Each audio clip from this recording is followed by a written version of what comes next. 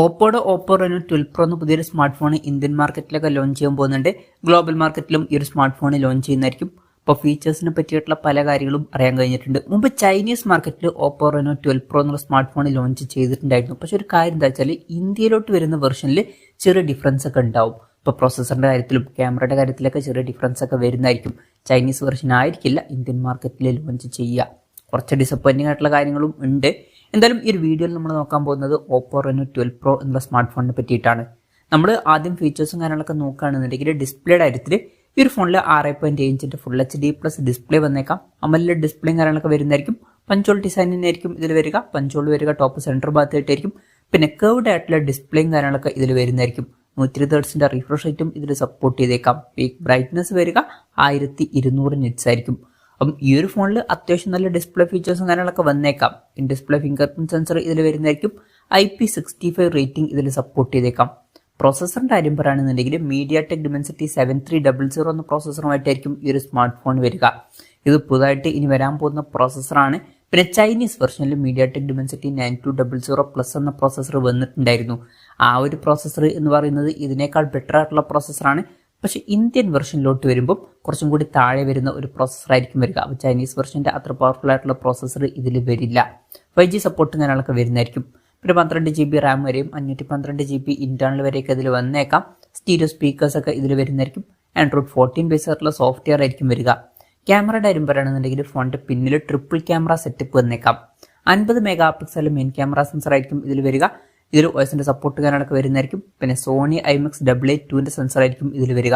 ഇപ്പൊ Chinese വെർഷനിൽ Sony IMX 890യുടെ sensor വന്നിട്ടുണ്ടായിരുന്നു. പക്ഷെ ഇന്ത്യൻ വെർഷനിൽ സെൻസറിന്റെ കാര്യത്തിൽ വ്യത്യാസം ഉണ്ടാവുന്നതായിരിക്കും. പിന്നെ ചൈനീസ് വെർഷനിൽ ഇതുപോലെ തന്നെ 8 mega pixel ultra wide angle ലെൻസും 50 മെഗാ പിക്സൽ ടെലിഫോട്ടോ ലെൻസും ഇതിൽ വരുന്നതായിരിക്കും. ഇതിൽ 2x ഒപ്റ്റിക്കൽ സൂം ഒക്കെ സപ്പോർട്ട് ചെയ്യുന്നതായിരിക്കും. പിന്നെ ഫ്രണ്ടിൽ 50 മെഗാ പിക്സൽ സെൽഫി ക്യാമറ വന്നേക്കാം. ബാറ്ററിയുടെ കാര്യത്തിൽ 5000 mAh ബാറ്ററിയും കാര്യങ്ങളൊക്കെ വരുന്നതായിരിക്കും. 80 വാട്ടിന്റെ ഫാസ്റ്റ് ചാർജ് സപ്പോർട്ട് ആയിരിക്കും വരിക. പിന്നെ Type-C ചാർജിംഗ് പോർട്ടും ഇതിൽ വരുന്നതായിരിക്കും. അപ്പോൾ നല്ലൊരു ബാറ്ററി സെറ്റപ്പും ഇതിൽ വന്നേക്കാം. അപ്പം ഇതൊക്കെയാണ് ഫീച്ചേഴ്സിനെ പറ്റി പറയാനുള്ള കാര്യങ്ങൾ. ഇപ്പോൾ ഓപ്പോ റെനോ 11 പ്രോ എന്നുള്ള സ്മാർട്ട് ഫോണിന്റെ സക്സസർ ആയിട്ടാണ് ഈ ഒരു സ്മാർട്ട് ഫോൺ വരുന്നത്. ആ ഒരു ഫോണിന്റെ ഫീച്ചേഴ്സും ഈ ഒരു ഫോണിന്റെ ഫീച്ചേഴ്സുമായിട്ട് കമ്പയർ ചെയ്യുകയാണെന്നുണ്ടെങ്കിൽ ഇപ്പം ഡിസ്പ്ലേ ഫീച്ചേഴ്സിൽ ഭയങ്കര വലിയ അപ്ഗ്രേഡ് ഒന്നും വരുന്നില്ല. പക്ഷേ പ്രോസസ്സറിന്റെ കാര്യത്തിൽ ആ ഒരു ഫോണിൽ MediaTek Dimensity 8200 എന്നുള്ള പ്രോസസ്സറാണ് വന്നിട്ടുള്ളത്. ഇപ്പം ഇതിൽ MediaTek Dimensity 7300 എന്നുള്ള പ്രോസസ്സർ ആയിരിക്കും വരിക. അപ്പം അതൊരു അപ്ഗ്രേഡ് എന്നൊന്നും പറയാൻ പറ്റില്ല. ചിലപ്പം അതൊരു ഡൗൺ ഗ്രേഡും ആയേക്കാം.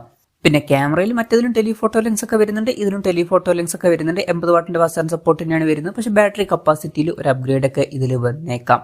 ഇനി വിലയുടെ കാര്യം പറയുകയാണെന്നുണ്ടെങ്കിൽ ഇപ്പം ഓപ്പോ റെനോ 11 പ്രോ എന്നുള്ള സ്മാർട്ട് ഫോണായിട്ട് കമ്പയർ ചെയ്യുമ്പോൾ ഇതൊരു ഭയങ്കര വലിയ അപ്ഗ്രേഡ് ആണ് എന്ന് പറയാൻ പറ്റില്ല. അതുകൊണ്ട് തന്നെ വില അധികം കൂടും എന്ന് നമുക്ക് എക്സ്പെക്ട് ചെയ്യാൻ പറ്റില്ല. അപ്പം ആ ഒരു ഫോൺ 35,000 രൂപ പ്രൈസ് റേഞ്ചിലൊക്കെ ആയിട്ട് അവൈലബിൾ ആണ്. അതുകൊണ്ട് തന്നെ ഈ ഒരു സ്മാർട്ട് ഫോൺ നമുക്ക് ഒരു 30,000 to 35,000 രൂപ പ്രൈസ് റേഞ്ചിലായിട്ട് എക്സ്പെക്ട് ചെയ്യാവുന്നതാണ്. കൺഫർമേഷൻസ് ഒന്നുമില്ല, ജസ്റ്റ് നമ്മുടെ എക്സ്പെക്ടേഷൻ പറഞ്ഞു എന്നേ ഉള്ളൂ. ഇനി ലോഞ്ച് ഡേറ്റിന്റെ കാര്യം പറയുകയാണെന്നുണ്ടെങ്കിൽ അതിനെ പറ്റിയിട്ടുള്ള കാര്യങ്ങളൊന്നും ഇപ്പം പറയാൻ കഴിഞ്ഞിട്ടില്ല. പിന്നെ BI സർട്ടിഫിക്കേഷൻ സൈറ്റിൽ ഈ ഫോൺ ലിസ്റ്റ് ചെയ്തിട്ടുണ്ട്.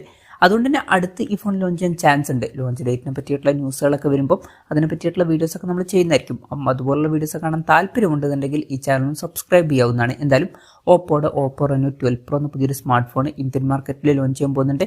ഈ ഒരു ഫോണിനെ പറ്റിയിട്ടുള്ള നിങ്ങളുടെ അഭിപ്രായം ജസ്റ്റ് ഒന്ന് കമൻറ്റ് ചെയ്യുക. അതുപോലെ തന്നെ ഈ ഒരു സ്മാർട്ട് ഫോൺ ഇന്ത്യൻ മാർക്കറ്റിൽ നിങ്ങൾ ഏത് പ്രൈസിങ്ങിലാണ് എക്സ്പെക്ട് ചെയ്യുന്നത് എന്നുള്ള കാര്യം കൂടി ജസ്റ്റ് ഒന്ന് കമൻറ്റ് ചെയ്യുക.